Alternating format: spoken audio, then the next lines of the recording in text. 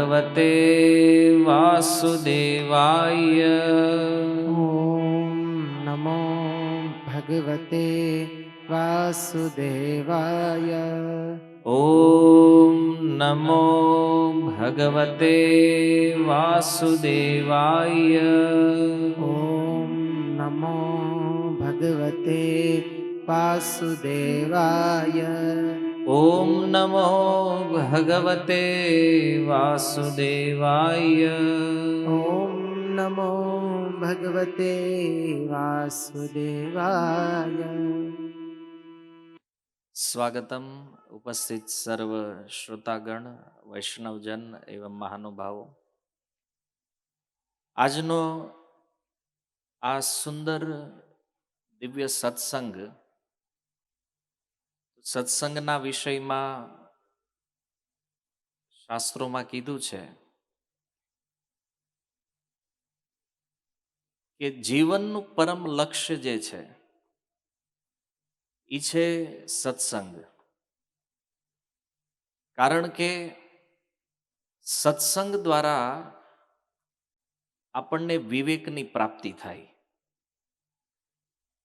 સાચું શું છે, ખોટું શું છે, આની જે વિવેક બુદ્ધિ જે છે એ સત્સંગ દ્વારા આવે છે. અને એટલા માટે વારંવાર શાસ્ત્ર એવી ભલામણ કરે છે કે સત્સંગ કરો. પણ સંસારિક સંગમાં આપણે લોકો એટલા વ્યસ્ત છીએ કે જીવનના જે પરમ સત્ય એવા વિષયો ઉપર આપણે વિચાર પણ નથી કરતા. અને ઘણીવાર આવું ક્યારેક જીવનમાં આવે પણ છે, થોડા દિવસમાં ભૂલી જાય છે કે ભાઈ આ તો આજ આના ઘરે છે, કાલે બીજાના ઘરે છે, ચાલતું રહે છે. પણ જો આ મનુષ્ય જીવનનો એક ઉદ્દેશ્ય છે, આનું એક લક્ષ્ય છે, જેના માટે આપણને આ સંસારમાં મનુષ્ય બનાવવામાં આવ્યા છે. ઘણા લોકોના મનમાં એવો ભાવ છે કે ભાઈ અમારી પાસે બિઝનેસ છે, નોકરી છે, વ્યવહાર છે, પરિવાર છે, તો આ બધામાંથી કેવી રીતે અમે સમય કાઢીએ, અને આના માટે અમને કંઈ ખાસ જ્ઞાન પણ નથી. જો આ બધી પ્રવૃત્તિ જીવનમાં સામાન્ય છે, પરિવારનું પાલન કરવું, ધન કમાવવું, આ બધું ચાલવાનું છે, વ્યવહારો એ પણ ચાલવાના છે. પણ આ બધાની વચ્ચે એક સત્ય વિષય છે કે આપણે અહીંયાથી જવાનું છે. પરમ સત્ય આ છે. અને એવું નથી શાસ્ત્રોમાં લખ્યું છે. ગીતા તો કે છે 2.27 જાતસ્ય હિ ધ્રુવર મૃત્યુ ધ્રુવમ જન્મ મૃતસ્ય છે તસ્માત અપરિહાર્યર્થે નત્વમ શોચિતુમ અર્હસી. કૃષ્ણ કહે છે અર્જુન, જેણે જન્મ લીધો છે એનું મૃત્યુ નિશ્ચિત છે. અને આને પ્રેક્ટિકલ રૂપમાં આપણે જોયું પણ છે કે આપણા પરિવારમાં આપણા દાદા, પછી એના પિતાજી, એના પિતાજી, એના પિતાજી બધા ગયા છે. આપણે પણ અમુક સમય પહેલા નહોતા અહીંયા, અને અમુક સમય પછી નહીં હોઈએ. છતાં તમે જુઓ કે આ નાનું એવું જે જીવન છે, ત્યારના સમયમાં વિચાર કરીએ તો કમસે કમ 60-70 વર્ષનું આપણું ગણાય ફૂલ આયુષ્ય. આવી નાની એવી જિંદગી, એમાં આપણી પાસે માથાકૂટ કેવડી છે, હે ને? સમસ્યાઓ એટલી છે, પ્રોબ્લેમ એટલા છે, કંઈક સ્વભાવને લઈને છે, કંઈક સ્નેહીઓને લઈને છે, હે ને? એવું બને ને કંઈક આપણે કોકને ફીટ ન બેહતા હોય, કોક આપણને ફીટ ન બેહતા હોય. અને આની ઉલઝનમાં આ સુંદર મનુષ્ય જીવનનો સુંદર સમય જે છે, આ દુનિયાના કલહ, કંકાસ, લડાઈ, ઝઘડાઓ આમાં વ્યતીત કરી રહ્યા છે. જો પરિવારમાં ક્યાંક ક્યાંક નાના મોટા ઝઘડાઓ હોય, એનાથી આગળ વધો સોસાયટીમાં હોય, એનાથી આગળ વધો તો એરિયામાં હોય, ત્યાંથી આગળ વધો તો સમાજ લેવલે હોય, સમાજથી આગળ વધો તો રાજ્ય લેવલે છે, રાજ્યથી આગળ વધો તો રાષ્ટ્ર લેવલ ઉપર છે, હે ને? તો હરેક સ્વરૂપ ધીમે ધીમે ધીમે ધીમે મોટું થતું જાય છે. પણ એક પ્રશ્ન થાય કે આ બધાનું કારણ શું છે? આવું જે થઈ રહ્યું છે અત્યારે, તમે જુઓ મગજ એ ઘડીકમાં વયા જાય છે, પણ બોલાવ્યા ન થાય થોડાક, હે ને? આમ રોડે નીકળ્યા હોય ને ગાડી આમ છે ટાયર અડ્યું હોય હજી મારવા માંડે, બાંધવા માંડે તરત, હે ને?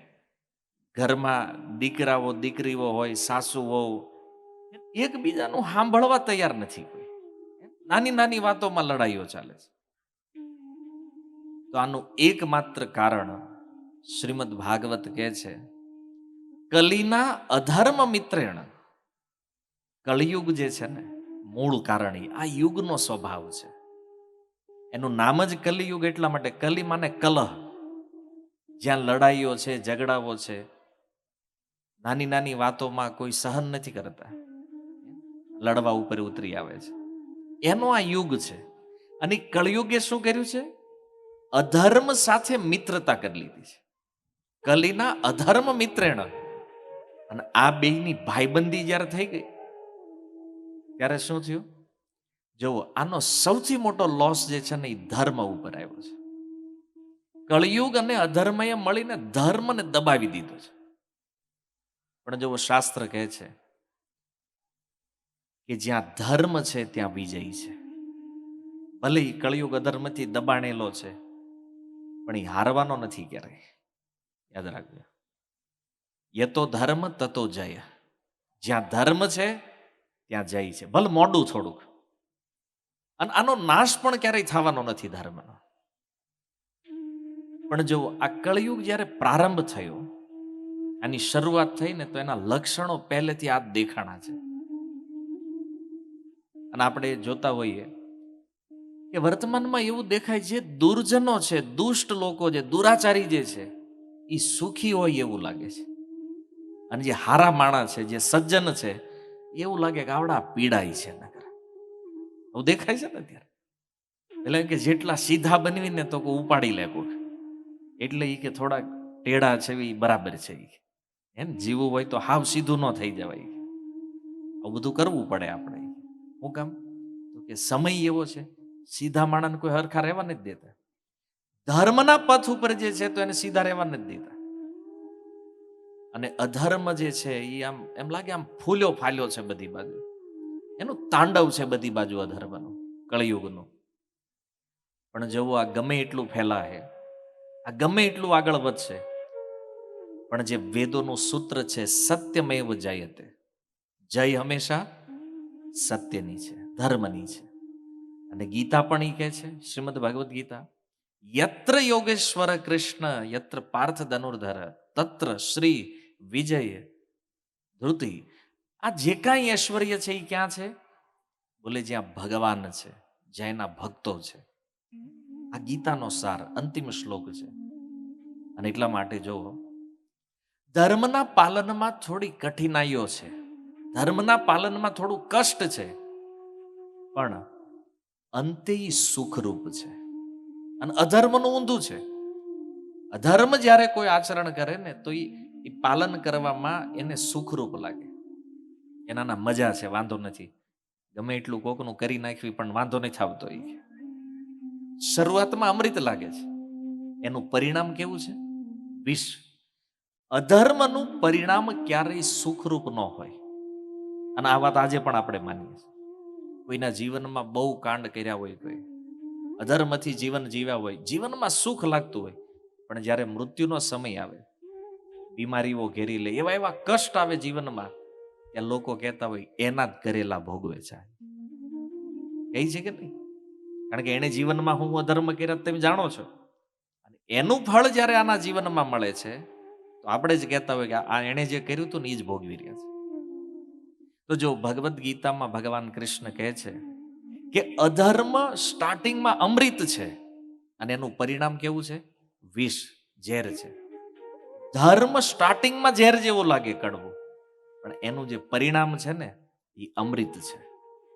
અને જો પાંડવોના જીવનમાં કેટલા કષ્ટ આવ્યા, કેમ? ધર્મના માર્ગ ઉપર છે. પેલો દુર્યોધન ધર્મના માર્ગમાં આખું જીવન હસ્તિનાપુરના મહેલમાં જલસા કરે. વનમાં કોણ રખડ્યું? પાંડવો. કષ્ટ કોના જીવનમાં આવ્યા? પાંડવોના જીવનમાં. અને ધર્મ કોણ પાલન કરે છે? પાંડવો. તો એ કષ્ટ એના જીવનમાં છે. અને ઓલો દુર્યોધન અધર્મના પક્ષમાં આખું જીવન રહ્યો, તો એ જુઓ મહેલમાં મોજ કરતા કરતા. કહેવાનો અર્થ એ છે કે બાહ્ય સુખ ભૌતિક સુખથી નહીં નક્કી થાય કોણ ધર્મના પક્ષમાં છે, કોણ અધર્મના પક્ષમાં છે. આમ તમે જુઓ તો લોકો જો ને હારું આખું જિંદગી હસ્તિનાપુરમાં રહ્યો, બધા ભોગ ભોગવ્યા, તો પછી દુર્યોધન વાળું જ સારું છે. હે? આ પાંડવોના માર્ગે હાલશું તો લોચો પડી જાય કે આમાં તમે તો કષ્ટ છે. પણ જો ધર્મસ્ય તત્વમ નિહિતમ ગુહાયા, ધર્મનું તત્વ જે છે ને એ બહુ ગુહ્ય છે, સૂક્ષ્મ છે. અને એટલા માટે કોઈ યોગ્ય મહાજનો જે છે, કોઈ મહાપુરુષો છે, વ્યાસદેવ, પિતામહ ભીષ્મ, આવા લોકોથી જ્યારે ઈ ધર્મને કોઈ ગ્રહણ કરે છે. જો પાંડવો જ્યારે ગયા ભીષ્મ પાસે, ત્યારે ભીષ્મદેવ કહે છે કે મને આશ્ચર્ય એ વાતનું છે કે ધર્મના પિતા જે છે ભગવાન કૃષ્ણ સાક્ષાત તમારા પક્ષમાં છે, અને તોય તમારા જીવનમાં આટલા કષ્ટ કેમ આવ્યા છે? પ્રશ્ન થાય ને, કષ્ટ કેમ એના જીવનમાં? સ્વયં ભગવાન એની હારે જોવો. તો એનો ઉત્તર એ છે, ભીષ્મ કહે છે તમારું દુઃખ જે છે ને તમારા કર્મોના કારણે નથી. ન જ હોય ને, જેનો રથ ભગવાન આગતા હોય એને કર્મ તો ક્યાં લાગવાનું છે ભાઈ. પણ એ પાંડવોના જીવનમાં આવેલું કષ્ટ એ કૃષ્ણની ઈચ્છાથી આવ્યું છે. તો દુઃખ બે રીતે આવે. સામાન્ય વ્યક્તિના જીવનમાં દુઃખ આવે ને એના કર્મના કારણે છે, અને કોઈ ભક્તના જીવનમાં દુઃખ આવે છે ને તો એ ભગવાનની ઈચ્છાથી આવે છે. અને જો એના જીવનની ઘટનાઓ જોવો તમે, 12 વર્ષ સુધી વનવાસ, 1 વર્ષ અજ્ઞાતવાસ, તોય ભગવાન પાસે આવીને કીધું નહીં કે કૃષ્ણ આમ થોડું હોય, હાવ યાર આખું જીવન તમને સરેન્ડર કરી દીધું તોય આ દુઃખ જવાનું નામ લેતું નથી, અમારે આ ભટકવું પડે. કોઈ કમ્પ્લેન નથી. જો આખું મહાભારત જુઓ તમે, પાંડવોની કોઈ કમ્પ્લેન નથી કૃષ્ણજી કે અમે તમારી હારે છવી તો આટલું દુઃખ કેમ. અને ત્યારબાદ જ્યારે આ યુદ્ધ થયું મહાભારત, એમાં જો ભગવાન શ્રી કૃષ્ણની બેન સુભદ્રા, એનો પુત્ર અભિમન્યુ, અને એનું મૃત્યુ થયું. કૃષ્ણ જાણે છે આજ મરવાનું છે. અર્જુનને દૂર લઈને વયા ગયા ભગવાન. જો સગો ભાણિયો બચાવ્યો નહીં ભગવાન. 18મો દિવસ યુદ્ધ પૂરું થયું, અને 18મા દિવસની રાત દ્રૌપદીના સૂતેલા 5 પુત્રોને અશ્વત્થામાએ માર્યા. દ્રૌપદીએ કમ્પ્લેન નથી કરી, મહારાજ કેમ, તમારી હારે જ રહ્યા છીએ અમે, તમારું આટલું ભજન કર્યું છે તો મારા જ દીકરાઓ કેમ? કોઈ પ્રશ્ન નહીં. જુઓ, ધર્મ ઉપરથી વિશ્વાસ થોડો પણ નથી ડગ્યો, ભગવાન ઉપરથી વિશ્વાસ થોડો પણ નથી ડગ્યો. મહાભારત આવું તત્વથી વાંચશો તો સમજાશે ધર્મ શું છે. બાકી આપણે તો અહીં હજી નવા નવા હમણાં માળા કરતા થયા હોય, 2 મહિના થાય કે આ પાછી લઈ લો માળા તમારી. શું કામ? એ કે આ લીધી ધંધો ડાઉન થઈ ગયો છે કે એમાં. આપણે તો બધું મૂકીને પાછા લાગી જઈએ એમાં. તત્વ નથી ખબર ને, આપણે જાણતા નથી ધર્મને, કે એને નાને કઈ લેવા દેવા નથી. મંદી તમારે એકલા નહીં થઈ, આખા ગામમાં છે બધે. પણ આપણા મનમાં એ છે કે મેં માળા લીધી ને એટલે આવી છે. એ ન લીધી હોત તો નથી આવતી હર વર્ષે. ઈદ આવે ને જાય. પણ આપણી વિચારધારા કંઈક જુદી છે. શાસ્ત્રોમાં આપણને આ ધર્મના તત્વને નથી જાણતા, કારણ કે આ કળિયુગનું તાંડવ એવું છે ને, એ જે એવું બતાવી રહ્યો છે આપણને, અને આપણને એવું લાગે છે કે આની સિવાય આપણો ઉદ્ધાર નથી. તમે જુઓ કેવી રીતે પ્રારંભ થયો છે આ કળિયુગ, શરૂઆત કેવી રીતે થઈ છે એની એન્ટ્રી. તો મહાભારતની અંદર વ્યાસદેવ લખે છે કે આ મહાભારત યુદ્ધ જ્યારે પૂરું થયું, યુધિષ્ઠિર મહારાજ રાજા બન્યા. તો યુધિષ્ઠિર મહારાજ રાજા એટલા માટે બન્યા કારણ કે ધર્મરાજ છે, ધર્મના અંશથી પ્રગટ થયા છે. અને ભગવાન શ્રી કૃષ્ણનું પ્રાગટ્યનું કારણ શું છે ગીતામાં? વિનાશાય ચ દુષ્કૃતામ, દુષ્ટોનો વિનાશ અને સાધુઓની રક્ષા, સત્પુરુષોની રક્ષા, ધર્મની સ્થાપના અને અધર્મનો નાશ. તો મહાભારત યુદ્ધ દ્વારા અધર્મનો તો નાશ કર્યો ભગવાને, પણ ધર્મની સ્થાપના કરવા માટે યુધિષ્ઠિર મહારાજને રાજા બનાવ્યા, એને સિંહાસન આપ્યું. કારણ કે યથા રાજા તથા પ્રજા, રાજામાં જો ધર્મ છે તો જ પ્રજામાં ધર્મ આવે. બાકી રાજા ચોર તો પ્રજા ચોર. શાસ્ત્ર સિદ્ધાંત છે. તો ભગવાનને થયું ધર્મરાજ યુધિષ્ઠિરને રાજા બનાવવું તો ધર્મની પુનઃસ્થાપના થશે. ભગવાને કરી. અને પછી એમણે કીધું એક કામ કરો, અશ્વમેધ યજ્ઞ કરો તમે. જે યજ્ઞ રાજાઓ માટે જરૂરી છે અને એટલો મહાન યજ્ઞ છે આ, એમાં ધનની પણ એટલી જરૂર પડે. જો યુધિષ્ઠિર મહારાજને અશ્વમેધ યજ્ઞ કરવો તો એના સૈનિકોને કીધું, એના જે મંત્રીઓ હતા એને જોવો બેલેન્સ કેટલું છે. તો યુધિષ્ઠિર મહારાજે જોયું કે આટલા બેલેન્સે યજ્ઞ થાય એમ નથી. તો અર્જુનને મોકલ્યા ઉત્તર દિશામાં, કે મરુત નામના એક રાજા છે અને એણે એક યજ્ઞ કરેલો જેનું સુવર્ણ હિમાલય ઉપર પડ્યું છે, લઈને આવો તો આપણો યજ્ઞ પૂરો થાય. શું કામ? કારણ કે યજ્ઞની બહુ વિચિત્ર વિધિઓ છે. યજ્ઞમાં તમે જાણો છો, અશ્વમેધ યજ્ઞ નામ સાંભળ્યું છે ને તમે? એમાં એક ઘોડો છૂટો મૂકવામાં આવે. આવું આપણે ટીવીમાં સિરિયલોમાં જોયું છે કે ઘોડો છૂટો મૂકે ને પછી અલગ અલગ દેશમાં ભ્રમણ કરે અને જે દેશના રાજા એ સેના હારે યુદ્ધ કરે, જીતી જાય તો વાંધો નહીં, હારે તો બોલેની અધીનતા લેવી પડે. તો આ રીતની એક વિધિ છે. પણ જો આનું એક ઓર સૂક્ષ્મ વર્ણન પણ છે. અશ્વમેધ યજ્ઞમાં જે ઘોડો છે એ કોઈ સામાન્ય ઘોડો નથી હોતો, એક દિવ્ય અશ્વ હોય છે અને એનું પહેલા પરીક્ષણ થાય. અશ્વમેધ યજ્ઞ જ્યારે થાય ને તો સોય દ્વારા એના શરીરમાં સોય ઘુસાડી, જેમ ઇન્જેક્શન મારીને કેમ સોય કાઢી લે, તો આપણને ઇન્જેક્શન લાગે લોહી નીકળે. સામાન્ય કોઈ ઘોડો હોય એને લોહી નીકળે, પણ જે ઘોડામાં સોય નાખે, બહાર કાઢે ને એમાંથી દૂધ નીકળે, આ ઘોડો અશ્વમેધ યજ્ઞ માટે સિલેક્ટ થાય. સામાન્ય અશ્વ નથી, આ બધી વિધિઓ છે. અને એને પછી સજાવીને વૈદિક વિધિઓ દ્વારા તૈયાર કરીને એને છોડવામાં, એની વાહે સૈન્ય હોય અને એ સૈન્ય જ્યાં જ્યાં ફરે અને આખી પૃથ્વી ઉપર વિજય પ્રાપ્ત કરીને જ્યારે એ ઘોડો પાછો આવે, 3 મહિનામાં આવે, 6 મહિનામાં, 2 વર્ષ, 5 વર્ષ, અલગ અલગ ટાઈમિંગ છે. આવો કેટલું યુદ્ધ ક્યાં હાલે ને કોણ જીતે હારે કઈ નક્કી ન હોય એમાં. તો એ અશ્વ જ્યારે પાછો આવે ત્યારે એ રાજાને ચક્રવર્તી રાજા કહેવામાં આવે. એ આખી પૃથ્વીના રાજા બની ગયા છે. તો યુધિષ્ઠિર મહારાજને ચક્રવર્તી રાજા બનવાનું છે. તો આ ઘોડો છૂટો મૂકવાનો છે. હવે ઘોડો છૂટો મૂક્યો, અર્જુન, ભીમ, સહદેવ, નકુળ આ બધા હારે હાલ્યા. અને નિયમ બીજો એ છે કે જેટલા દી ઘોડો બહાર ફરે એટલા દી રોજ દાન દેવાનું બ્રાહ્મણોને. શાસ્ત્રોમાં અલગ અલગ પ્રકારના યજ્ઞોનું વર્ણન છે, કોણે કેટલા અશ્વમેધ કર્યા છે. અને આની એક ક્વોલિફિકેશન પણ છે, 100 અશ્વમેધ યજ્ઞ કોઈ કરે એને ઇન્દ્રનું પદ પ્રાપ્ત થાય, ઇન્દ્ર બને. યુધિષ્ઠિર મહારાજને જો તકલીફ પડી ગઈ હોય એક યજ્ઞ કરવામાં, વિચારો આપણી જ થાય એમ છે. કદાચ અંબાણી પાર્ટનર થાય તોય નો મેળ પડે આમાં.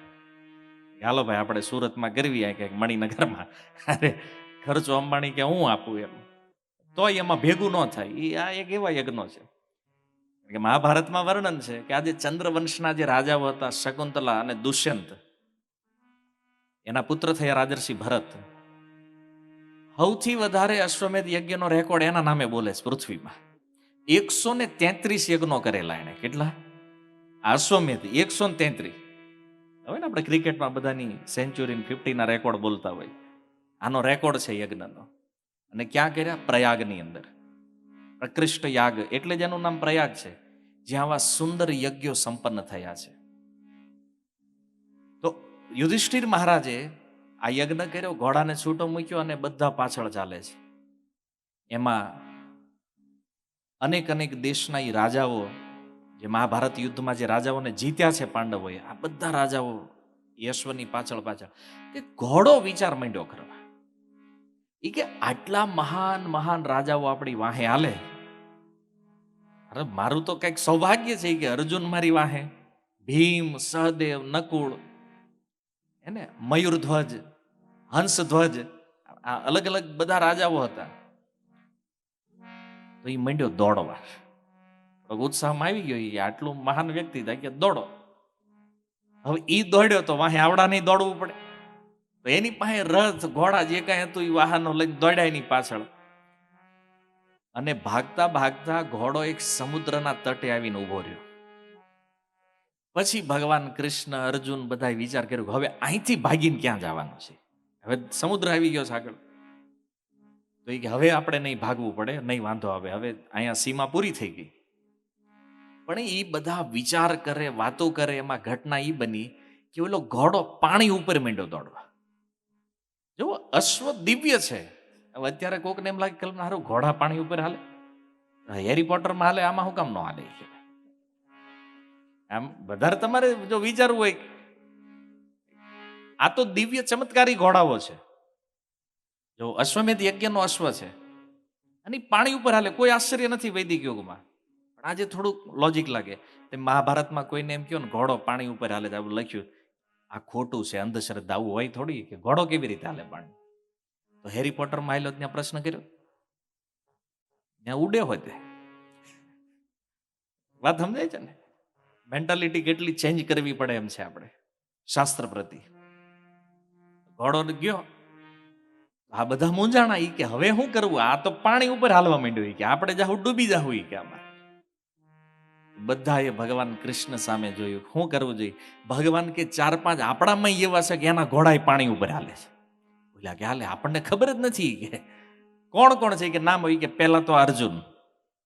અર્જુન, તારા રથમાં જે ઘોડા લાગ્યા છે ને એ પણ સ્વર્ગથી આવેલા છે, દિવ્ય અશ્વ, અગ્નિદેવે આપેલો રથ છે, આના ઘોડા પાણી ઉપર હાલે છે. અર્જુન કે હારું ખબર જ નથી કે આપણને. ભગવાન કે સારથી હું છું, મને ખબર હોય ને તારા ઘોડાની ક્વોલિટી શું છે.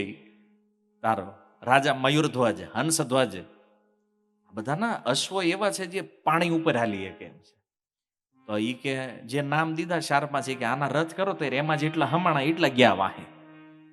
એ તો યુધિષ્ઠિર મહારાજ ને ભગવાન ને બધા, ભીમ, નકુળ, સહદેવ, જે હમાણા બેહારવાને ઈ કે લઈને ગયા એની વાહે. જોયું ઈ ઘોડો આગળ, આ લોકો વાહે, અને ભાગતા ભાગતા સમુદ્રની વચ્ચે એક દ્વીપ છે, એક આઈલેન્ડ. અને આઈલેન્ડ ઉપર ઘોડો પહોંચ્યો અને ન્યા જઈને સુંદર ઘાસ માંડ્યો ચરવા. આપણા પછી વાહે પહોંચ્યા, જોયું કે હારું આટલું દોડાવીને આ ખાય છે નિરાતે. કે આપણને આ ઠેડ ને વેરાન ઉજ્જડ આઈલેન્ડ, કોઈ નથી ન્યા. જોયું આ ઘોડો ચરી રહ્યો છે ન્યા. તો બધા વિચાર કરી કે આ ઘોડો આય હું કામ આવ્યો છે? અને જો અશ્વમેધ યજ્ઞનો અશ્વ સામાન્ય તો છે નહીં. તો વિચારમાં પડી કે અહીંયા આવ્યો હું કામ? અને વિચાર કરે એવામાં એક ઋષિ પ્રગટ થયા ને.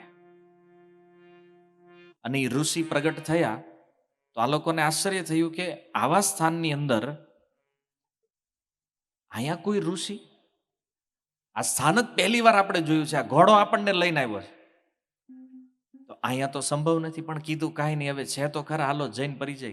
પાંડવો ગયા, એ ઋષિને પ્રણામ કર્યા, અને પ્રણામ કરીને પૂછ્યું કે હે મુનિવર, તમારો પરિચય શું છે? તમે કોણ છો? અને આ વેરાન ઉજ્જડ આ દ્વીપ ઉપર તમે કરો છો?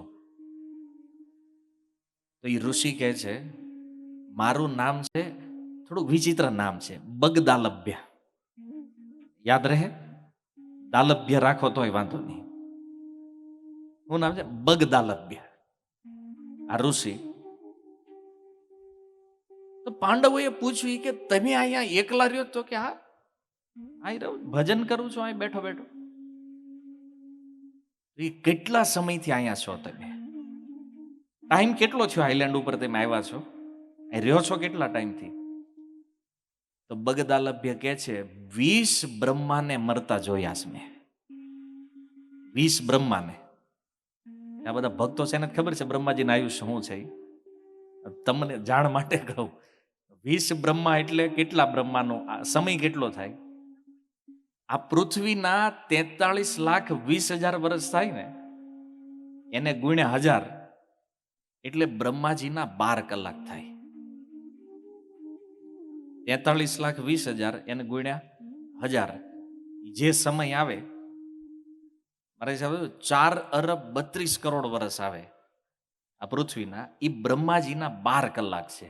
આવું બ્રહ્માજી 100 વર્ષ જીવે. એવી ઘરે જઈને ગણજો તો મહિના કેટલા થાય, વર્ષ કેટલા થાય, દિવસો. 100 વર્ષ જીવે બ્રહ્મા એટલું.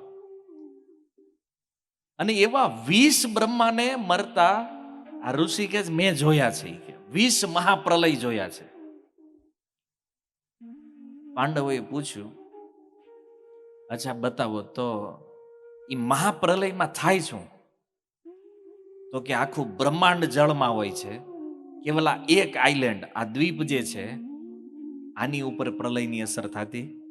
અને હું અહીં ઉભો ઉભો જોઉં છું એ પ્રલયને. એટલે માર્કંડેય જે પ્રલયમાં તણાય છે ને, કેટલાય માર્કંડેયને તરતા જોયા છે આપણે. બીજું હું જોયું છે પ્રલયમાં? બોલે એક વટપત્ર અને એની ઉપર એક સુંદર બાળક. શ્લોક આપણે કહે ને, કરાર વિંદે ન પદાર વિંદમ મુખાર વિંદે વિનિવેશયંતમ વટસ્ય પત્રસ્ય પુટે શયાનમ.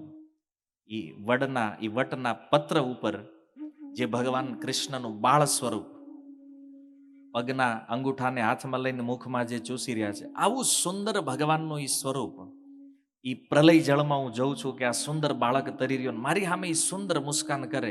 અને એના ઈ સ્વરૂપનું જ્યારે હું દર્શન કરું ને, મારું ભૂખ, તરસ, થાક કોઈ વસ્તુ મને બાધા નથી કરતી. આવું દિવ્ય દર્શન હરેક પ્રલયમાં કરું છું ભગવાનનું.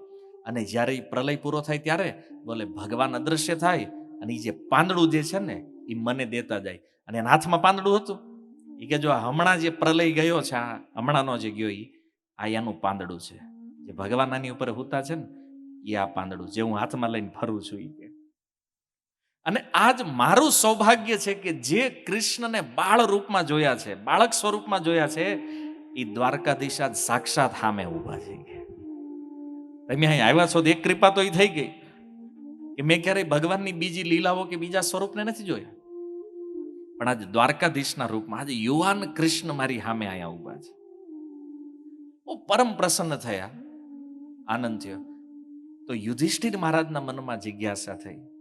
યુધિષ્ઠિર મહારાજ ગયા એની પાસે જઈને કીધું કે મુનિવર આટલું મોટું આયુષ્ય છે તમારું, તો પછી એક જિજ્ઞાસા છે, એક પ્રશ્ન તમારે એક જાણવું છે તમારી પાસે કે બોલો,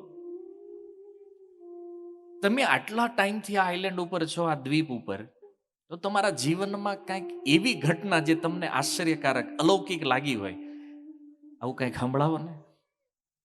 હવે જો કોઈ મોટા વ્યક્તિ, કોઈ સિનિયર વ્યક્તિ જ્યારે આપણી સામે આવે તો એ સમયે આપણો ભાવ શું હોય કે આપણે એને રિક્વેસ્ટ કરીએ, પ્રાર્થના કરીએ કે ભાઈ, કારણ કે એનો એક્સપિરિયન્સ વધારે છે ને આપણી કરતા ભજનમાં, તો આપણે એને કંઈક સંભળાવો, કંઈક કયો કે જેનાથી અમારી ભક્તિનું પોષણ થાય, અમે કંઈક ધર્મના માર્ગે આગળ વધી શકીએ.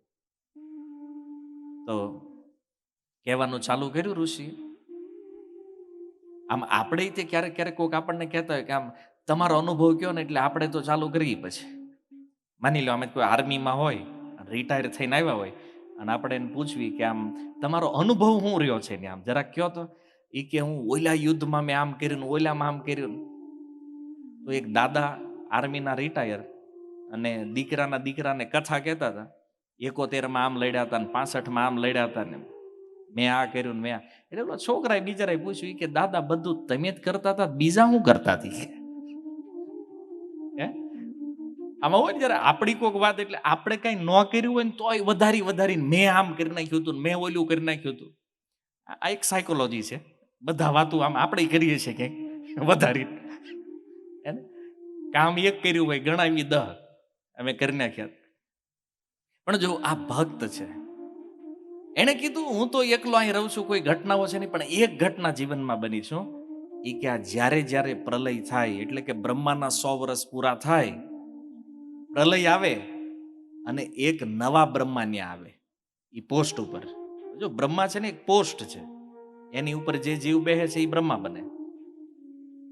તો એ કે પ્રલય થયો, એ પ્રલય જળ જ્યારે પૂરું થઈ ગયું તો આ આઈલેન્ડ ઉપર હું ફરતો હતો, એમાં ઓલા નવા આવેલા બ્રહ્મા આવ્યા મારી સામે અને આવીને મને કીધું કે તમે અહીં શું કરો છો? એ કાંઈ નહીં, હું તો અહીંયા જ રહું છું. એ કે આજ આપણું સ્થાન છે. ભલે આ પ્રલય જળમાં તમને કાંઈ થયું નહીં? ના, અહીંયા તો પ્રલયની કોઈ અસર નથી. તો એ કે કામ કરો, તમે આટલા મહાન ભક્ત છો, તમારો પ્રલય પણ નાશ નથી કરી શકતું, તો એક કામ કરો, હું નવો બ્રહ્મા બન્યો છું આ બ્રહ્માંડનો.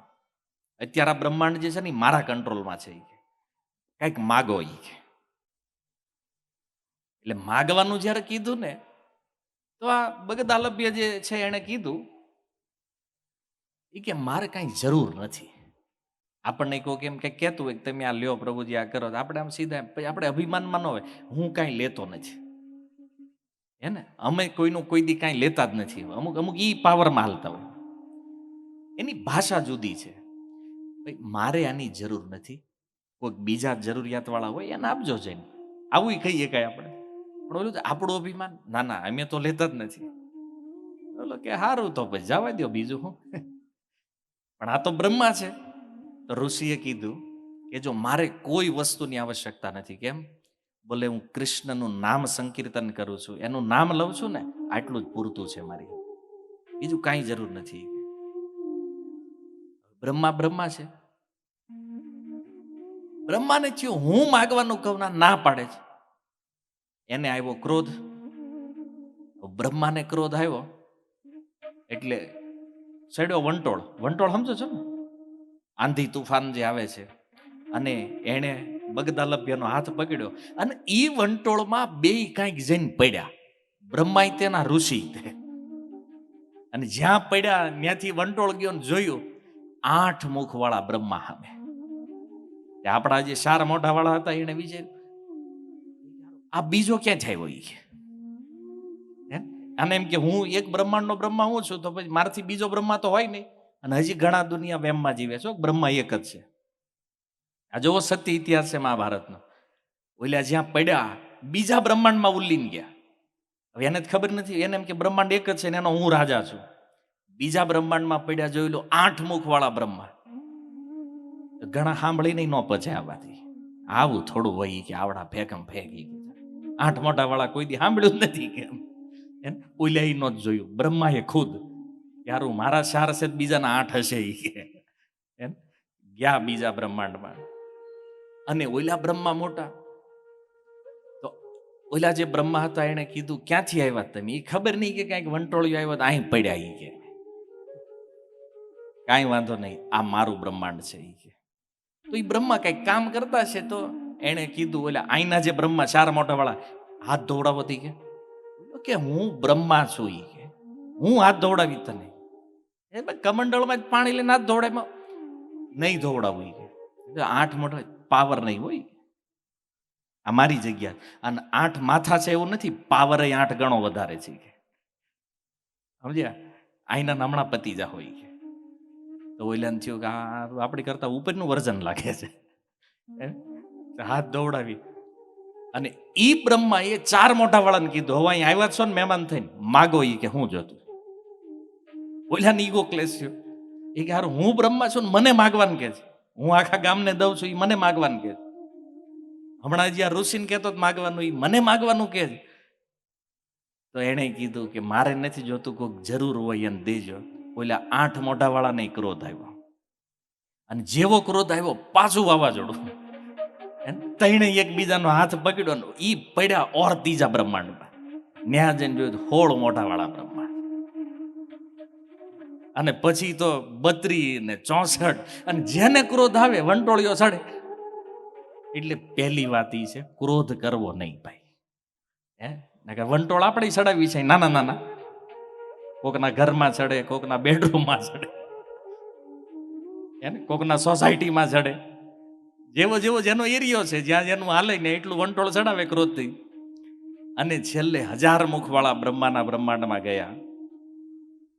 તો જો આમ તો તમે શાસ્ત્રમાં સાંભળ્યું છે કે અનંત કોટી બ્રહ્માંડ છે. કથાઓમાં પ્રવચનોમાં સાંભળતા છો. એ અનંત છે તો એ સંખ્યા ફિક્સ છે. કેટલા બ્રહ્માંડ છે? 3.5 કરોડ બ્રહ્માંડ છે. શરીરમાં રૂવાટા કેટલા હોય છે? 3.5 કરોડ. શંકરાચાર્યની એક ટીકામાં વર્ણન સંખ્યા છે બ્રહ્માંડોની, 3.5 કરોડ બ્રહ્માંડ છે. અને જે બ્રહ્માંડની સાઈઝ જેવડી ને એટલા એ બ્રહ્માના મોઢા વધારે મોટા. લાખ મુખ વાળા બ્રહ્મા છે. આ બધું આપણી કલ્પનાથી બહાર છે, આપણો વિચાર ત્યાં પોગે નહીં. તો આ તો બ્રહ્માંડ ફર્યા જ્યાં જ્યાં વંટોળિયા ચડ્યા ને. અને પછી ઋષિ કહે છે કે અંતે જ્યારે હું આવ્યો પાછો, આટલું જોયું છે મેં, આટલા બ્રહ્માઓને જોયા છે, આટલા બ્રહ્માને મરતા જોયા છે. પણ અંતિમ સાર મારા જીવનનો એ નીકળ્યો કે ભગવાનના ભજન સિવાય બાકી બધું ખોટું છે. એટલે આઈ બેહીન ભગવાનનું નામ લઉં છું કે આટલી મારી યાત્રા, મારું ટ્રાવેલિંગ છે. એ 1000 બ્રહ્માના જે મુખ છે ને, એ બ્રહ્માંડ સુધી મેં ટ્રાવેલિંગ કર્યું છે. અને તોય છેલ્લે નિર્ણય એ છે કે ભગવાનના ભજન સિવાય બીજું બધું જ ખોટું છે. એ કે ત્યારથી અહીં બેઠો છું, ભજન કરું છું. પણ તમે અહીં હું કામ આવ્યા ઈ કયો મને. ઋષિએ કીધું, યુધિષ્ઠિર મહારાજ તમે અહીં હું કામ આવ્યા? એ કે અશ્વમેધ યજ્ઞ કરું છું ના, ઘોડાને છૂટો મૂક્યો છે અને ઈ ભાગતા ભાગતા અહીં આવ્યો ને અમને અહીં લઈને આવ્યો છે. તો ઋષિએ કીધું, સાક્ષાત દ્વારકાધીશ હારે છે ને ક્યાં તમે માથા ફોડો છો? એ કે હે, આ અનંત બ્રહ્માંડ અધિપતિ જે છે એ હારે ઊભા છે ને તમે આ ઘોડાની વાહે લાગ્યા છે. મૂકો આ બધી માથાકૂટી. અને આટલું ફરવાની શું જરૂર? એ દ્વારકાધીશની પરિક્રમા કરાવી લ્યો ને એટલે આ ઘોડાની અનંત બ્રહ્માંડની પરિક્રમા થઈ જાય. ક્યાંય ભટકવાની જરૂર નથી. ઉપડો પાછા અહીંથી કે ભગવાનના ભક્ત છો તો આટલી ખબર નથી, સાક્ષાત ભગવાન છે તો હજી ઘોડાની વાહે આટા મારો છે કે મૂકો આ માથાકૂટ બધી. તો અર્જુનને લાગ્યું હારું ઋષિ કામના છે. એ કે કામ કરો ને, અમારો યજ્ઞ હાલે છે, અશ્વમેધ યજ્ઞ છે, અને તમે જો મહેમાન થઈને આવશો અમારે ત્યાં, અમારા યજ્ઞની શોભા વધશે. આવો અમારે ત્યાં. તેમ તો ઋષિને એ કે તેમ ન કહેત ને તોય આવવાનું જ હતું મારે. શું કામ? તો પેલા બાળ સ્વરૂપ તો બહુ જોયા, પણ આ દ્વારકાધીશના રૂપનું આસ્વાદન કરવું છે, એને આની હારે રહેવું છે મારે, એટલે મારે આવવું છે હસ્તિનાપુર. બાકી આવવાનો કઈ પ્લાન નહોતો એવો, પણ ભગવાન છે ને તો આવવું છે. આવ્યા હારે બધા. અને હસ્તિનાપુરની સભામાં 2 ઊંચા સિંહાસન, એક ઉપર ભગવાન કૃષ્ણ બેઠા છે, એક ઉપર આ ઋષિ બેઠા છે. અને એ સભાની અંદર જયારે અશ્વમેધ યજ્ઞ પ્રારંભ થયો, એની જે વિધિ હોય, એ જે ઓલો ઘોડો હતો ને, હવે જો અશ્વમેધની એક વિધિ છે કે યજ્ઞ જ્યારે એ ઘોડો જ્યારે પાછો આવે ને તો એ ઘોડાની આહુતિ આપી દેવામાં આવે યજ્ઞમાં. ઘોડો સીધે સીધો યજ્ઞમાં સ્વાહા. પણ જ્યારે એને આહુતિ અપાય ત્યારે એ કપૂર જેવું રૂપ લઈ લે ઘોડો જે છે, અને જેવો અગ્નિમાં પડે એમાંથી એક દિવ્ય પુરુષ નીકળે અને સીધો સ્વર્ગલોક વયો જાય. આ વિધિ છે. શાસ્ત્રોમાં આવા યજ્ઞોની વાતો કોઈ જાણે, વાંચે તો આજકાલ લોકો પ્રશ્ન કરે કે હારું તમે તો પશુ હત્યાને પ્રોત્સાહન આપો છો. જુઓ, કળયુગ પહેલા જે યજ્ઞો થતા ને, એ યજ્ઞમાં જે પશુની બલિ આપવામાં આવતી, એ બધાના જોતા જોતા એ ઋષિઓના મંત્રોના કારણે એને તરત મનુષ્ય દેહ મળતો ને સીધા સ્વર્ગલોક વયા જતા. એટલી બલિ અને તરત મનુષ્ય જીવન મળી જતું. પણ પછી કળયુગ આવ્યો અને લોકો આ પદ્ધતિનો દુરુપયોગ માંડ્યા કરવા. યજ્ઞમાં બલિ તો આપી પણ એને જીવન આપીએ ક્યાં? નહીં. અને એક કુપ્રથા પ્રારંભ થઈ ગઈ. જો શાસ્ત્રમાં પશુઓની બલિ કળયુગમાં આપવાની મનાઈ છે. અમુક વસ્તુઓ છે ને એની ઉપર મનાઈ છે. અન્ય યુગોમાં હતી. કળયુગમાં સતી પ્રથા, આ પશુઓની બલિ આપવી, આ બધું મનાઈ છે. આ કળયુગમાં ન કરવું જોઈએ. પણ તોય અમુક લોકો શાસ્ત્રનો આધાર લઈને નહીં, આ લોકોએ કર્યો તો અમે કરશું. પણ જુઓ, તમે નકલ કરો એ વાત સાચી છે. તમે પશુની બલિ કોઈને ત્યારે જ આપી શકો જ્યારે તમે એને જીવન આપી શકતા હોય. કોઈનું જીવન ક્યારે લઈ શકાય? જ્યારે એને જીવન આપણે આપી શકતા હોય. તો આ બધી તાત્વિક વાતો છે. અને યજ્ઞ પૂર્ણ થયો. યજ્ઞનું એટલું સુંદર સ્વરૂપ, દેવતાઓ પ્રસન્ન થયા અને દેવતાઓએ આકાશમાંથી પુષ્પવૃષ્ટિ કરી, ફૂલોની વર્ષા કરી. તમે વિચાર કરો, યુધિષ્ઠિર મહારાજના સમયમાં તમને એમ થાય કે આવું સારું પહેલા જ થતું, અત્યાર નથી થતું. ફૂલ અત્યાર નથી નાખતા, કોઈ નાખે. આપણી અંદર જો એવું સામર્થ્ય હોય તો દેવતાઓ આજે પણ સરાહના કરે. અને કળિયુગમાં પણ પુષ્પવૃષ્ટિ થઈ. અમુક સ્થાન બતાવું તમને. ઓરછા, ઉત્તર ભારતમાં એક સ્થાન છે ઓરછા, નામ સાંભળ્યું છે ક્યારે? અને ઓરછાની અંદર એક રાજા થયા, આથી લગભગ 400 વર્ષ પૂર્વ, જેનું નામ હતું મધુકર શાહ. આ એવા પરમ પવિત્ર ભગવાનના ભક્ત હતા કે એ જ્યારે કીર્તન કરતા ને તો એના કીર્તનમાં દેવતાઓ પુષ્પવૃષ્ટિ કરતા. આજે કદાચ ઓરછા જવાનું થાય તે મંદિરે જાઓ, 1-2 ફૂલ રાખ્યા છે હજી રીતે, જે દેવતાઓએ વરસાવ્યા છે. બાજુ તમે પંઢરપુર બાજુ જાઓ, પુનાથી નજીક દેહુ ગામ છે, ત્યાં પણ એક ભક્ત હતા સંત તુકારામજી મહારાજ. જ્યારે કીર્તન કરતા ને દેવતાઓ પુષ્પવૃષ્ટિ કરતા. તો એવું નથી કળયુગમાં નથી થયું, આ બધી કેવલ કલ્પનાઓ છે, અસત્ય છે. જો એ દેવતાઓએ પુષ્પવૃષ્ટિ કરી પણ એ સમયે ઘટના એવી બની, એક નોળિયો આવ્યો ને, નોળિયો સમજો છો ને, નેવલા આવ્યો. અરે કેવું સ્વરૂપ હતું, અડધો સોનાનો અને અડધો એમના. આવી અને યુધિષ્ઠિર મહારાજની સભામાં એ ઓલા જે ફૂલ દેવતાઓએ નાખ્યા હતા એમાં માંડ્યો આળોટવા માંડ્યો. તો યુધિષ્ઠિર મહારાજે પૂછ્યું, આ શું કરે છે? મનુષ્યની વાણીમાં એ બોલે છે કે આજે અડધું સોનેરી અંગ થઈ ગયું છે, અડધું જે ગોલ્ડન થઈ ગયું છે ને, આ આખું કરવું છે એટલે અહીંયા આવ્યું. યુધિષ્ઠિર મહારાજને જિજ્ઞાસા હતી કે અડધું કેવી રીતે થયું, એ તો કે પેલા બોલે કુરુક્ષેત્રમાં એક બ્રાહ્મણ રહે છે અને એ બ્રાહ્મણે એક યજ્ઞ કર્યો હતો. યજ્ઞમાં 40 દિવસ ઉપવાસ અને 40 દિવસ પછી જે અન્ન લેવાનું એ કયું, શિલોંચ વૃત્તિ એને કહે છે. એટલે કે ખેડૂત જ્યારે ખેતરમાંથી અનાજ લઈ લે, પશુ પક્ષીઓ ચણી જાય પછી જે દાણા વધ્યા હોય એની ઉપર બ્રાહ્મણનો અધિકાર છે. એને જાતે જઈને વીણવાનું, એ પણ એક સેપરેટ મુહૂર્તની અંદર જેટલા દાણા વીણા એટલું વીણીને પછી એને બાફીને ખાવાનું. આવું એક વ્રત છે જે એણે કર્યું હતું.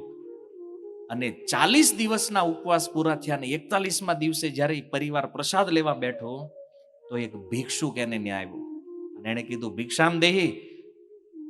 તો એ બ્રાહ્મણની જે પત્ની હતી, એનો પુત્ર, સ્વયં બ્રાહ્મણ, બધાના ભાગમાં એક એક કોળિયો અન્ન આવેલું. 40 દિવસ પછી તો એલો ભિક્ષુક જે આવ્યો ને આપી દીધું, આલ્યો લઈ જાવ, તમારે જરૂર છે ને તમે. અને પછી એને હાથ ધોઈ નાખ્યા એ અન્ન આપીને, અને હાથ ધોયેલું પાણી જે ગટરમાંથી નીકળ્યું, જે નાળીમાં નહીં રહ્યું, ભૂલથી હું પડ્યો એ નાળીમાં અને મારું જેટલું અંગ એ જળને સ્પર્શ થયું ને એટલો ભાગ આ ગોલ્ડન સોનાનો થઈ ગયો છે. તો પછી મેં પ્રાર્થના કરી દેવતાઓને કે તો અડધું ક્યાં પૂરું કરવા જવું. બોલે કોઈ ધર્મવાન વ્યક્તિ, કોઈ ધર્મનિષ્ઠ રાજા યજ્ઞ કરે, એના યજ્ઞમાં જઈને આળોટ જઈ કે ત્યાં થઈ જાય કે પૂરું ગોલ્ડન. તો એ કે યુધિષ્ઠિર મહારાજ, તમે ધર્મનો અંશ છો ને, તો મને વિચાર થયો છે કે તમારે ત્યાં આ કામ કરું, તો આવીને અહીંયા આળોટું છું, જો કંઈક થઈ જાય. પણ એ કે તમારો યજ્ઞ ફેલ છે. લે ઓલો નોળિયો કે તમારો યજ્ઞ ફેલ કે એને બધા આશ્ચર્યમાં. ભીમને થયું એક ગદા ભેગો પાડી દેવાની ફેલ. કે ઓલા દેવતાઓએ પુષ્પ વૃષ્ટિ કરી છે, સાક્ષાત ભગવાન કૃષ્ણ અહીંયા ઉભા છે, એને કે તું કે જ ફેલ થઈ ગયો. કન્ફ્યુઝન યજ્ઞમાં કરી નાખ્યું આ નોળિયાએ. તો બધા ભગવાનની સામે જોવા માંડ્યા, આનું શું કરવું, આ શું બોલે છે. ભગવાને કીધું કે નોળિયા બોલે એમાં બહુ ધ્યાન ન દેવાય. કોઈ હારો માણસ કે કેતો કે અહીંયા આટલા બધા કે હું બેઠો છું, હું નથી કહેતો, તે મારા નથી ઓલામાં ધ્યાન આપો જોઈએ. જો ઘણી વાર એવું હોય કે અમુક કોણ માણસ બોલે છે તેની વાત સાંભળવા જેવી છે કે નથી, ન હોય તેને કાનથી જ યુટર્ન કરો ભાઈ, અને રિટર્ન કરો. પણ આપણે શું છે ખબર, ગમે એનું અંદર જવા દઈએ. પ્રોબ્લેમ એટલે, સમસ્યાઓ એટલે જ. અમુક માણસ એવા હોય કે એ બધાને ખબર હતું કે આનું તો કે એનું સંભળાય જ નહીં, રિજેક્શન હોય. આપણે રિજેક્શન ને અંદર લેતા હોય. જો આને વાત તો કરી, પણ યુધિષ્ઠિર મહારાજના મનમાં સંદેહ થઈ ગયો. ભગવાને કીધું, યુધિષ્ઠિર મહારાજ તમારો યજ્ઞ પરિપૂર્ણ છે, હું કહું છું પૂરો થઈ ગયો. પણ એ કે બોલ્યો સંદેહ. હવે જો વહેમની દવા નથી ભાગ્યો, કે બોલ્યો કે જ નથી થયો. ભગવાને કીધું એક કામ કરે, આને છે ને આખું શરીર જો સોનાનું થઈ જાય તો એને ક્યાં જવાનું, સ્વર્ગલોકમાં. આપણે આનો એવો ઉદ્ધાર કરવો છે, આને સ્વર્ગ નથી મોકલવો, ક્યાં લઈ જવો? બોલે આને સીધો ધામમાં લઈ જવો શીખે. હવા ગોલ્ડન થાય કે ન થાય, આને સીધો જ વૈકુંઠ ભેગો કરો. કે પછી માનશો કે નહીં તમારો યજ્ઞ પરિપૂર્ણ. જો આ પશુ અહીંથી સીધો વૈકુંઠ વયો જાય તો યજ્ઞ સફળ, તો કે આ સફળ. તો ઓલા એ કીધું કે મને મોકલો, એ પેલા મારી વાત સાંભળો, કે મારે મારી એક કથા કેવી છે. કે લે જો બધા બોલવા માટે તૈયાર છે. કળિયુગમાં મોટી તકલીફ સાંભળવું કોઈ નથી. કોઈ પિતાને જઈને પૂછતા કે દીકરા નહીં સાંભળતા, દીકરાને જઈને પૂછતા કે બાપા નહીં સાંભળતા, પતિને પૂછો કે પત્ની નહીં સાંભળતી, પત્નીને પૂછો કે પતિ નહીં સાંભળતા, હે ને? વિદ્યાર્થીને પૂછો તો કે ટીચર નહીં સાંભળતા, ટીચરને પૂછો વિદ્યાર્થી નહીં સાંભળતા. પ્રોબ્લેમ એક જ, સાંભળતા નથી કોઈ. પણ આવડો કે મારે હવે જવું છે, મારી એક વાત સાંભળો છેલ્લી, કે હું કેમ બન્યો. એ કે હા તું ચાલુ કર. તો કે જમદગ્નિ નામના ઋષિ પરશુરામના જે પિતા છે તો એ પિતૃ શ્રાદ્ધ કરી રહ્યા હતા. જો પિતૃ શ્રાદ્ધ જે છે ને સનાતન ધર્મની પરંપરા છે. આજકાલ લોકોના સંદેહ બહુ છે, એમાં આમ કેમ છે ને ઓલું કેમ છે. જવાબ બધાના છે, પણ આપણે એ કથામાં નથી જવું. મૂળ વાત પિતૃ શ્રાદ્ધ અને એમાં ખીર ભોગ લગાવે છે. અને આ એક ક્રોધી માણા, તો એણે વિચાર કર્યો કે આમાં ઝેર ભેળવી દઉં, જોવું છે કે આ ને એના પિતૃઓ કેટલા પાવરફુલ છે એ. તો જમદગ્નિ ઋષિએ જોયું ખીરમાં ઝેર નાખી દીધું, કલર બદલી ગયો. એને થયું કે અહીં કોઈકે હળી કરી છે, કોક તો અહીંયા ઈર્ષાળુ આવ્યો છે એવો ક્રોધી. એટલે એણે કીધું જે હોય એ પ્રગટ થઈ જાવ, નહીતર શ્રાપ આપી દઈશું. શ્રાપના ડરથી આવ્યો એ કે મહારાજ મેં કર્યું છે પણ ખાલી જાણવા હાટું, એ મારે જાણવું હતું કે આમાં કેમ થાય છે, તમારા પિતૃઓનો પાવર કેટલો છે. તો જમદગ્નિ કે કાંઈ વાંધો નહીં, હાલો ક્ષમા, કે તમને કોઈ શ્રાપ નથી, અજાણતા કર્યું છે ને, અને પિતૃઓ છે, ઝેર વાળું ખાય તો એ મરવાના નથી, એ એકવાર મરી ગયા છે કે પાછા મરવાના નથી, કે વાંધો નહીં, પણ તું એક કામ કર, તે મારા પિતૃઓનો અપરાધ કર્યો છે ને એની ક્ષમા માગ. તો આ ગયો ક્ષમા માગવા, પિતૃઓને કીધું મને ક્ષમા કરો. એટલે પિતૃએ કીધું નહીં, અમે શ્રાપ આપી છીએ, તું છે નોળિયો થઈ જાય. તો એ કે પણ એટલે હાવ આવો શ્રાપ, એ કે બનાવ્યો ને આવો, એ કે મારે શું કરવું. તો એ કે એક કામ કરે, કોઈ સત્પુરુષોના યજ્ઞમાં જઈને તું આળોટી છે એના ઉચ્છિષ્ટમાં, તારો ઉદ્ધાર થઈ જાય. અને આ શ્રાપના કારણે હું અહીં આવ્યો છું, અને આજે ભગવાન શ્રી કૃષ્ણની કૃપાથી મારો ઉદ્ધાર થઈ ગયો છે. હવે મને અનુમતિ આપો તો હું નીકળું. એ કે એ વયો ગયો વૈકુંઠ. અને જેવો એ વૈકુંઠ ગયો, બે બ્રાહ્મણો આવ્યા એ સભામાં, અને બે બાતતા હતા. ઓલો કે તું ખોટો છે, આ કે નહીં તું ખોટો છે. અને બાતતા બાતતા બે આવ્યા. યુધિષ્ઠિર મહારાજે કીધું પ્રોબ્લેમ હું થઈ ગયો. તો પેલા બ્રાહ્મણે કીધું મેં આની પાસેથી 5 વીઘા જમીન લીધી છે, અને હું જ્યારે જમીન ખેડતો હતો તો એમાંથી સોનાનો ભરેલો એક કળશ નીકળ્યો. સોનું છે, એમાં સુવર્ણ છે. તો હું એને દેવા આવ્યો છું. જમીન તારી હતી, અંદરથી ઘડો નીકળ્યો, તો આ તારું છે, તો એ લઈ લે. પેલા બીજા બ્રાહ્મણે કીધું નહીં, મેં જમીન વેચી નાખી છે, તો એ જમીનમાંથી જે નીકળે એ એનું છે. આપણને વિચાર સારું, એ ટાઈમે આપણે હોત તો જે ભાવ અત્યારે ભાગે છે, અત્યારે તમે જો અત્યારનું હોત તો એમ કે ના ના એ અમારું છે, કે મારી જમીનમાં નીકળ્યું મારું છે ને. ઓઈલાની લડાઈ શું છે સમજો. એ બ્રાહ્મણ એ કે છે કે જમીન ભલે મેં લીધી, પણ આ તો કોઈ એના પૂર્વજોએ દાટ્યું હશે ને અહીંયા, તો ધન એનું છે, આ મારું નથી, તો મારે નથી લેવું. ઓઈલો કે મારે નથી લેવું. તો યુધિષ્ઠિર મહારાજે પાછું જોયું, ભગવાન આવે આને શું કહેવાનું છે, ક્યાં આ બેમાંથી કઈ સમજવા નથી, લેવાના નથી. ભગવાને કીધું એક કામ કરો, ઘડો અહીં લઈ લો, કે અહીં મૂકો. એમ કહો 3 મહિના પછી કે તમે આવજો, નિર્ણય મળી જાય 3 મહિના પછી. કાંઈ વાંધો નહીં, 3 મહિના પછી આવશું. મોકલ્યા બેયને. હવે આ બાજુ ભગવાન કૃષ્ણને અહીંથી જવામાં 1 જ મહિનો બાકી હતો. આજે પાંડવ હારીની અંતિમ લીલા છે ભગવાન કૃષ્ણની. તો ઘડો ત્યાં લઈ લીધો ભગવાને, અને એને ભગવાને કીધું કે 2-3 મહિને આવજો. 3 મહિના પછી યુધિષ્ઠિર મહારાજ તમને જવાબ આપશે આનું શું કરવાનું છે. અને આટલું કહીને એ બ્રાહ્મણો નીકળી ગયા. આ બાજુ ભગવાન કૃષ્ણ દ્વારકા વહી આવ્યા. પછી તો લીલા સવરણ થઈ ગયું બધું. પણ હવે તમે વિચાર કરો કે ભગવાન ગયા એટલે પાંડવોને અમુક લક્ષણો દેખાણા કે સમય પરિવર્તિત થયો છે, કળિયુગ આવી રહ્યો છે. તો યુધિષ્ઠિર મહારાજે જોયું શું કરવું. પણ જ્યારે ઓલા બી બ્રાહ્મણ આવ્યા ને એ પહેલા એક લીલા ભગવાને કરી છે. હું ભગવાને 5 બાણ છોડ્યા અલગ અલગ દિશામાં, અલગ અલગ સ્થાનોમાં, અને 5 પાંડવોને કીધું કે એક બાણ લઈને આવો જાવ, જે મેં છોડ્યા છે. ગયા 5. સૌથી પહેલા નકુળ આવ્યા, પછી સહદેવ, અર્જુન, ભીમ અને અંતે યુધિષ્ઠિર મહારાજ. ભગવાને પૂછ્યું નકુળને પહેલા, આ બાણ જ્યાંથી મળ્યું ત્યાં જોયું હું તમે? તો એ કે પ્રભુ એક આશ્ચર્ય દેખાડું કે 5 જળાશયો હતા પાણીથી ફૂલ ભરેલા, એની વચમાં એક કૂવો હતો કોરો. એ કે બધા આશ્ચર્યમાં. આવું હોય 5 જળાશય ફરતા હોય, તળાવ, એને વચમાં કૂવો હોય ને એ કોરો, એમાં પાણી ટીપું નહોતું. એ અને એના કાંઠે આ બાણ પડ્યું હતું જે હું લઈને આવ્યો છું. હારું હાલો તમારો કેસ પૂરો. સહદેવ તમે શું જોયું? એ કે હું ગયો એક ગૌશાળામાં બાણ પડ્યું હતું અને ન્યા મેં જોયું એક ગાયે વાછરડાને જન્મ આપ્યો છે અને ઈ જીભથી ચાટે. જાણો ગાય વાછરડાને જન્મ આપે જીભથી ચાટે. તો એ કે પણ એટલું ચાટતી હતી, ચામડું ઉખડી ગયું, લોહી લુહાણ થઈ ગયું વાછરડું, તો એ ચાટે જ જાય છે. હારું હાલો, તમારો કેસ પૂરો. ત્રીજું, અર્જુન, તમે શું જોયું છે? એ કે પેલા ભીમને લ્યો ને, મોટા ભાઈ છે. વાંધો નહીં, યાર ભીમ તમે બતાવ્યું કે ભાઈ તારો શું કેસ છે? ભીમ કે મેં એક હાથી જોયો. હાથી એક જગ્યા હતી, એમાં તારો હાથી નીકળી ગયો, પૂંછડું હલવાઈ ગયું, લટકતો હતો. અને એનું તો કામ એવું જ હોય ને ભીમનું, ભીમ કર્મા વૃકોદર, એનું મોટું મોટું કામ હતું. એ કે આખો હાથી નીકળી ગયો, પૂંછડું હલવાઈ ગયું છે. ઓકે, અર્જુનને કીધું તમે શું જોયું? બોલે એક કોયલ જે છે ને એ શિયાળનો શિકાર કરતી હતી. ઓકે, અને યુધિષ્ઠિર મહારાજ તમે? બોલે એક છોડ નાનો એવો, એના સહારે આખો પર્વત ઉભો છે. તો ભગવાને કીધું કાંઈ વાંધો નહીં, સમજ્યા છો આ શું છે?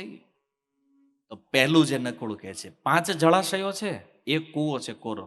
કળિયુગમાં ધન લોકો પાસે ખૂબ હશે, પણ એની બાજુમાં જ કોઈ ગરીબ હશે, એના પાડોશમાં જ કોઈ દુઃખી થતો હશે, તો ન્યા કોઈનું ધ્યાન પણ હશે. કળિયુગનું પહેલું લક્ષણ સ્વાર્થ વૃત્તિ, કેન્દ્ર પોતે હશે, બીજા માટે કાંઈ નહીં. બીજું નકુળ પછી સહદેવ જે જોઈને આવ્યા છે કે ઓલી ગાય જે ચાટે છે. બોલે કળિયુગની અંદર શોષણ વૃત્તિ, એટલું શોષણ થાય, એટલું શોષણ, ઓલાને લોહી નીકળવા માંડશે તો કોઈ પાછું વાળું જોવાના નથી. જોઉં છું ને ટેક્સ વાળા ગમે ભારણ, અરે એવું લખ્યું જ શાસ્ત્રોમાં, તમે 100 રૂપિયા કમાશો ને એમાંથી 98 ટેક્સમાં જાય ને ખાલી 2 રૂપિયા જ મળશે. આ સમય આવશે કળિયુગમાં. અને જે હારા માણસો છે ને જંગલમાં વ્યા જાહેર રહેવા. આવું બધું આ પરિસ્થિતિઓ જોઈ. કળિયુગના લક્ષણો આ એંધાણી છે મહાભારતમાં કળિયુગના આવવાની. ઓકે, ત્રીજો કેસ ભીમ, હાથી વયો ગયો, પૂછડું રહી ગયું, આનું શું છે? બોલે કળિયુગમાં મોટા કાંડ કરો તો નીકળી જાઓ આરામથી. હે ને? જો કેટલું અમુક રેલવે ખાઈ ગયા, કાંઈ ન થયું. અમુક આખી હોસ્પિટલો ઉપાડી ગયા, અમુક આખા બ્રિજ ઉપાડી ગયા, બધા નીકળી ગયા. બોલો વડાપાવ વાળો જેલમાં છે, વડાપાવ ચોરી કરી હતી ને અંદર ગયો. એટલે કળિયુગમાં મોટા ગુના કરે એ નીકળી જાય, એટલે નાનો જે છે ને એ હલવાઈ જાય. એટલે હાથી જેવડા જે હતા એ નીકળી ગયા, એટલે પૂંછડા હલવાઈ ગયા. અને અર્જુન કોયલ, શિયાળનો શિકાર, રક્ષક જેને આપણે માનીએ છીએ કળિયુગમાં એ જ ભક્ષક બની જાય. આ છે ને કોર્ટ, પોલીસ, બધા આપણે શું માનીએ? આપણી સુરક્ષા માટે. સારું, એમાં માણા પ્રાર્થના કરે આમાં ન પડાય. શું કામ? ગયા પછી નીકળો નહીં. રક્ષક છે એ જ ભક્ષક બની જાય. કળિયુગના સિમ્પટમ્સ મહાભારત અનુસાર જે છે. અને 5મું યુધિષ્ઠિર, ધર્મરાજ તમે શું જોયું છે? બોલે આ એક નાનો એવો છોડ, એના આધારે પર્વત ટકેલો છે, જો એ છોડ હટી જાય તો પર્વત ગબડી જાય એમ છે. એનો અર્થ કે કળિયુગમાં પર્વતની સમાન કોઈના મોટા પાપ હશે, પણ નાનું એવું ભગવાનનું નામ જે છે ને એ પર્વત જેવડા પાપને કાપવાની ક્ષમતા રાખે છે, જીવને મુક્ત કરી દે. ધર્મરાજ છે ને, તો ધર્મની વાત લઈને આવ્યા. નોળિયો કેમ ગોલ્ડન થઈ ગયો, આપણને ગોલ્ડન બનાવવા માટે એ ગોલ્ડન અવતાર શ્રી ચૈતન્ય મહાપ્રભુ આવ્યા છે. આ હરિનામ આપવા માટે કે કળિયુગમાં કાંઈ જરૂર નથી, ગમે એટલો કળિયુગ આગળ વધે, ગમે એટલા દોષો આવે, પણ જેણે ભગવાનના નામનો આશ્રય લીધો છે ને એ સમુદ્રની સમાન પાપ કેમ ન હોય તોય પાર કરી જાય આ ભવસાગર. અંતિમ લક્ષણ છે કળિયુગનું સારું. ઓલા 4 તો ખરાબ હતા, પણ આ 5મું સારું લક્ષણ એ છે કે ભવસાગર પાર થવું જેટલું કળિયુગમાં ઈઝી છે ને, આટલું અન્ય કોઈ યુગમાં ઈઝી છે. ખાલી નામ, બીજું કાંઈ કરવાની જરૂર નથી. અને જો આ નામ જે છે ને એ જ આપણને તારવાનું છે. એટલે તુલસીદાસજીએ કીધું કળિયુગ કેવલ નામ આધાર, સોમેરી ઉતરહી નરે ભાવ પાર. આનું સ્મરણ કરતા કરતા કોઈ ભવસાગર પાર થઈ જાય. અને ન કેવલ નામ લેવા, જીવિત વ્યક્તિ માટે કોઈનું મૃત્યુ પણ થયું છે, એનું સુખ પણ ભગવાનના નામથી છે. જો મૃત્યુ થયું એની પાછળ આપણે ઘણું બધું કરીએ છીએ એને સુખી કરવા માટે, પણ યાદ રાખો ગમે એટલું તમે કરશો એનું ફળ તો છે, કદાચ એને મળે ન મળે એમાં સંદેહ પણ છે, પણ જો એના માટે ભગવાનનું નામ લેશો તો આ ગેરંટી છે કે એને મળશે તે, એને સુખ પણ મળશે અને એની સદગતિ પણ થશે, ગરુડ પુરાણ કહે છે. એટલા માટે જો નામથી વધારે મોટું કળિયુગમાં બીજું કાંઈ નથી. જો એક નામના આધારે તમે આ ભવસાગર પાર થઈ શકો છો. અને કર્યું આજથી 500 વર્ષ પૂર્વ આપણા જૂનાગઢમાં મહેતા નરસિંહ ભગવાનનું નામ લીધું તરી ગયા. બાજુનો રાજસ્થાન મારવાડ મીરા એણે ભગવાનનું નામ લીધું, ઈ તરી ગયા. મહારાષ્ટ્રમાં જાઓ સંત તુકારામ, જનાબાઈ, નામદેવ, અનંત ભક્તો. આખા ભારતનો ઇતિહાસ, ખાલી 500 વર્ષનો ઇતિહાસ કાઢો. આપણે તો 1000 વર્ષના ઇતિહાસોને માનીએ છીએ. 500 વર્ષના ઇતિહાસમાં જેને જેને ભગવાન મળ્યા છે ને એને કેવલ ભગવાનના નામથી મળ્યા છે. તો જો આ નામ જે છે ને એ ભવસાગરને તરવાની નાવ છે. તો કળિયુગમાં જે બુદ્ધિમાન વ્યક્તિ છે, ભાગવત કહે છે યજ્ઞ સંકીર્તન પ્રાય યજંતી સુમેધસ. આ કળિયુગમાં જે સુંદર બુદ્ધિવાળા લોકો છે એ ભગવાનના નામ સંકીર્તનથી ભગવાનની પૂજા કરે છે. બાકી બધા મથે છે કોઈ કે ઓલા યજ્ઞ કરવાનું, ઓલી તપસ્યા કરવી, ઓલું ધ્યાન કરવું, કોઈ કામ લાગવાનું નથી. જો ધ્યાન ખોટું નથી, તપ ખોટું નથી, યજ્ઞ ખોટા નથી, પણ આ સમય અનુકૂળ નથી આ સાધન માટે. કળિયુગમાં તરવા માટેનો સરળ ઉપાય જે છે એ ભગવાનનું નામ છે. હરે કૃષ્ણ કૃષ્ણ કૃષ્ણ હરે હરે, હરે રામ રામ રામ હરે હરે. કલિસંતરણ ઉપનિષદ કહે છે ઇતિ ષોડશટકમ નામ કલો કલ્મશ નાશનમ. બ્રહ્માજી કહે છે આ 16 શબ્દનો મહામંત્ર કોઈ જપ કરે તો એ કળિયુગના તમામ દોષોથી મુક્ત થઈ પોતાના સ્વરૂપમાં સ્થિત થઈ જાય. અને જુઓ આના માટે કોઈ નિયમ નથી. તમે કામ કરતા કરતા, હાલતા ચાલતા, ખાતા પીતા સૂતા ગમે ત્યારે નામ લ્યો, કોઈ નિયમ. સત્રાર પિતા નિયમિત સ્મરણ એન કાલ, કોઈ નિયમ નથી. આટલી સરળ ભક્તિની વિધિ છે કળિયુગમાં, છતાં દુર્ભાગ્ય છે. દુર્દૈવ ઈદૃશમ ઇહાજની નાનું રાગ. દુર્ભાગ્ય ઈ છે કે છતાં ભગવાનના નામમાં આપણને પ્રેમ થયો હજી ખાવા પીવા, ઊંઘવાની, ગામની ચર્ચાઓમાં ટાઈમ પાસ કરીએ છીએ. જો મૃત્યુ સનાતન છે, આજ કોઈ બીજાનું, આપણે લાઈનમાં છીએ બધા, આવવાનું નક્કી છે, પણ બચવાનો ઉપાય પણ વિદ્યમાન છે. અને જો બુદ્ધિમાની, અને એમાંય પડવાની જરૂર નથી કે અમે ઓલા સંપ્રદાયને માનવી છીએ, ઓલા ગુરુને માનવી, ઓલાને ગમે ને માનતો. આ વેદ વાક્ય છે. આ મહામંત્ર જે છે ને યજુર્વેદ કલિસંતરણ ઉપનિષદમાં આ બતાવ્યું છે કે જેને કળિયુગથી પાર થવું છે, તરવું છે, એને આ 16 શબ્દનો મહામંત્ર જપ કરવો જોઈએ. પછી આપણે કયા સંપ્રદાયથી છીએ, કયા મતને માનીએ છીએ, બધું આમાં આવતું જ નથી. મનુષ્ય છો, મુક્ત થવું છે તો વેદ આકે છે, આ મહામંત્ર જપો તો મુક્ત થશો. એટલે કોઈ માથાકૂટમાં પડ્યા વગર કેવી રીતે ભગવાનના પ્રિય બનીએ, કેવી રીતે આ સુંદર મનુષ્ય જીવન જીવીએ. અને જો આ કળિયુગ છે, માથાકૂટ છે, આપણે કરવાનું છું. તેમ વરાછામાં રહ્યો છો એટલે ટ્રાફિકના ફૂલ અનુભવી છો, બરાબર, પણ ટ્રાફિકમાં ઊભો ઊભો હોર્ન મારે એ બુદ્ધિશાળી છે કે રસ્તો ગોતે હું નીકળી ક્યાંથી જાવી? કયો માણા બુદ્ધિશાળી છે? એ નીકળી જાય હે ને. એમાં કળિયુગમાં ડખા મારી, મગજ મારી, આ બધું જ રહેવાનું છે. આને કાંઈ હું તમે સુલઝાવી એકવાના નથી. બેટર એ છે કે આપણે કેમ નીકળી જવું આ વિચાર કરો. બાકી બોલા રહેવા દો, અહીંયા જે વહીવટ કરે છે સમજ્યા. આપણે કેમ નીકળવું છે ને એ વિચાર કરવા જેવું છે. તો આ 16 શબ્દ જે છે, મહામંત્ર જે છે, એ આપણને આસાનીથી બહાર કાઢી શકે એમ છે. આનો અભ્યાસ કરો, પોતે પણ સુખી થાવ, પરિવારને, રાષ્ટ્રને પણ સુખી બનાવો. હરે કૃષ્ણ. શીલ પ્રભુપાદ કી નિતાય ગૌર પ્રેમાનંદે.